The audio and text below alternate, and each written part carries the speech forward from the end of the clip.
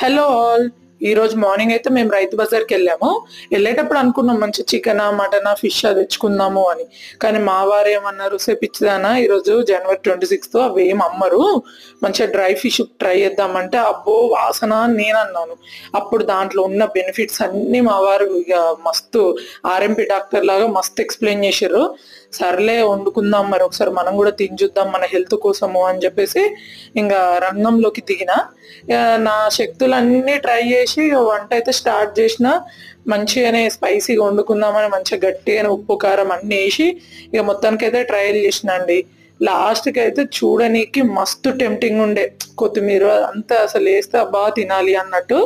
ఫైనల్గా ప్లేట్ లో పెట్టుకున్నాక తెలిసింది, అమ్మ బాబు ఇంకా మనం తినలేంరా నాయన అని. మొత్తానికి కర్రీ అయితే సూపర్ ఫ్లాప్ అయిపోయిందండి. ఆకలి ఆపుకోలేక పిస్తా హౌస్కి అయితే పోయి మంచిగా పిజ్జా తిన్నాము.